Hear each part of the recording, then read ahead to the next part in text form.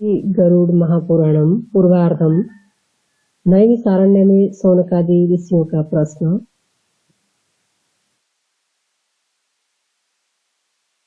ब्रह्म में मंगलाचरण करते हुए देव वंदना की जाती। मल और माया से रहित सर्वत्र गमन करने वाले भगवान हरि को वंदना करता हो, और जो अजन्मा अजर और अनंत है, जो ज्ञान के स्वरूप वाले महान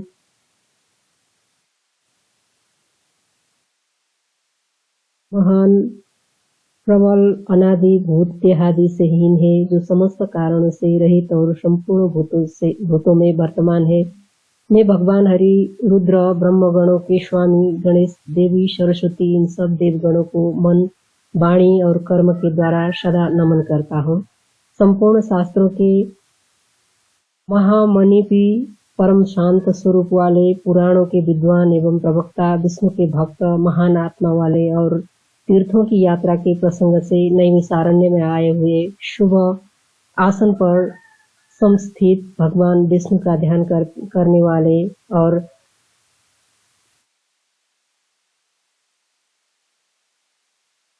प्रवर रहित सुत जी की अमर्चना करके उन कवि का स्तवन किया था। तपस्याचर्य रूपी धन वाले नैमिष नामक महारण्य के निवासी महान भाग्य से संपूर्ण सूर्य के समान तेजस्वी, शांत रूप और निरंतर यज्ञादि में परायण रहने वाले शौनक आदि महर्षि गण थे। ऋषियों ने कहा, हे सुत जी, आप सभी कुछ जानते हैं, इसी कारण से हम लोग आपसे पूछते हैं, आप हम लोगों की यह बतलाइए कि देवों का देव तथा इनका स्वामी एवं पूज्य कौन है।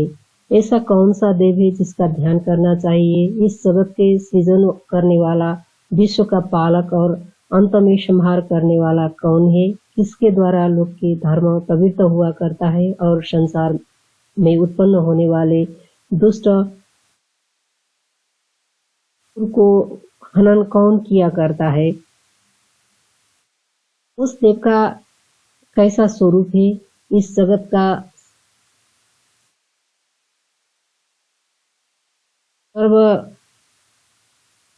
प्रकार से माना गया है।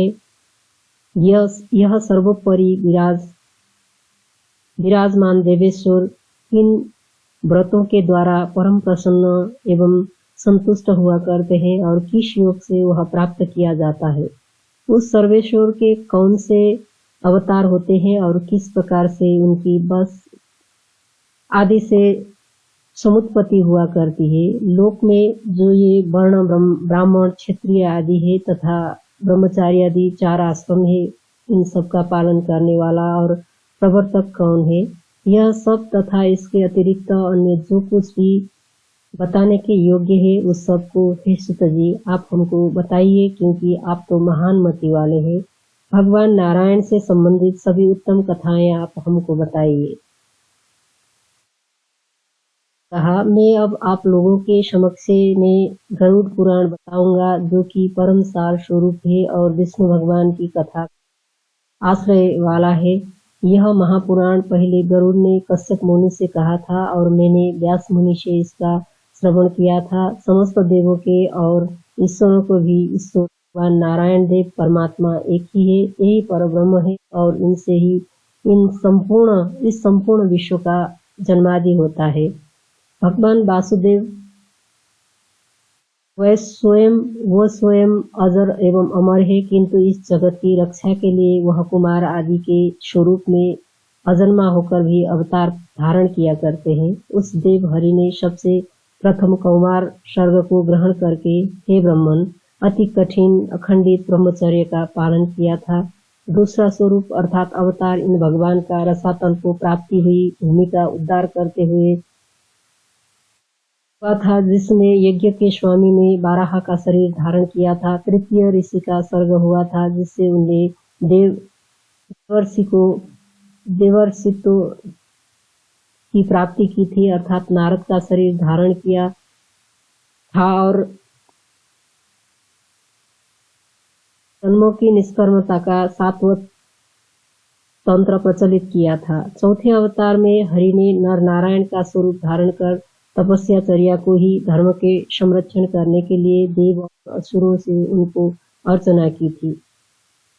पांचवा अवतार सिद्धेश कपिल का हुआ था, जिसने अधिक काल से विलुप्त हुए सांख्य शास्त्र की व्याख्या कर तत्व का विशेष निर्णय बताया था। छठा अवतार अत्रिका संतति के स्वरूप में अनसुया के द्वारा प्राप्त, जिसमें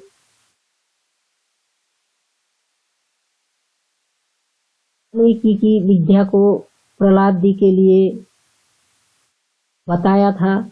सप्तम सर्ग रुचि के आकृति में यज्ञ स्वरूप हुआ था और स्वयंभुवन मनवंतर में सामान्य सगुणी के साथ यजन किया था। आठवें अवतार में नाभि से नेम देवी में उरुक्रम हुए थे और संपूर्ण आश्रम का बंध्यमान नारियों का धर्म दर्शित किया था। ऋषियों के द्वारा याचना करने पर नवम पार्थिव शरीर धारण किया था। हे विप्रगण, इस अवतार में दुग्ध एवं महाऔषधि के द्वारा प्रजाओं को सजीवित किया था। उसने चाक्षुपांतर सप्लव में मत्स्य का रूप धारण किया था और महिम नौका में चढ़कर वैवस्त मनु की रक्षा की थी। इस व्यापक प्रभु ने समुद्र के मंथन करने में प्रवृत्त होने वाले दैत्य के मंथन दंड की स्थिति में रहने वाले मंदराचल को 11वें अवतार में कर्मठ के रूप में पीठ पर धारण किया था तथा भगवान धन्वंतरी का 11वां अवतार हुआ है। 13वें अवतार में परम सुंदरी मोहिनी का स्वरूप धारण कर अपने रूप लावण्य में सबको मोहित करते हुए देवों को सुधा का पान कराकर तृप्त किया था। 14वां अवतार भगवान नरसिंह का हुआ था, जिसमें अत्यंत बलवान दैत्येंद्र हिरण्यकशिपु को एरकाटक कृत की भांति अपने अत्युग्र नखों से ये विदीर्ण किया था। 15वां अवतार वामन देव का हुआ था, जिसमें बहुत ही छोटा वामन अंगुल का बिना रूप धारण कर भगवान राजा बलि के यज्ञ में गए थे। वह केवल 3 पैड़ भूमि की याचना करके त्रिविष्ट को ही नाप डाला था। 16वें अवतार में परशुराम का स्वरूप धारण किया था। जब यह देखा था कि राजा लोग ब्रह्मद्रोही हो गए हैं तो क्रोधित होकर संकल्प किया था कि मैं भूमि को क्षत्रियों से रहित कर दूंगा और 21वीं बार उसे क्षत्रिय विहीन कर दिया था। फिर 17वें अवतार में परशुराम मुनि ने सत्यावती नाम वाली कन्या से व्यास के रूप में समुत्पन्न हुए थे और मनुष्य के अल्प बुद्धि वाले देखकर वेद रूपी वृक्ष की विभिन्न शाखाओं की रचना कर दी थी।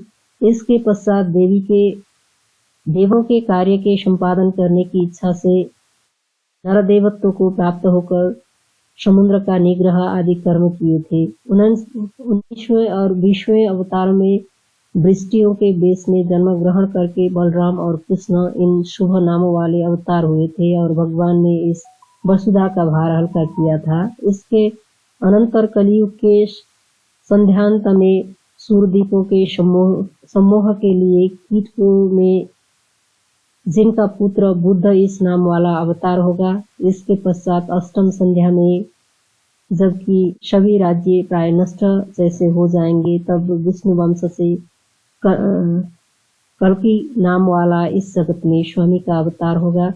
हे सप्तनिधि भगवान के ये तो असंख्य अवतार है। मनु वेदों के ज्ञाता आदि सभी विष्णु के ही कलावतार रह गए हैं। इसलिए ये सर्ग आदि हुए कि इनकी व्रतादि के द्वारा भली भांति पूजा करनी चाहिए। पहले व्यास मुनि ने 8800 पद्मों से पूर्ण इस गरुड़ पुराण को मुझे सुनाया था।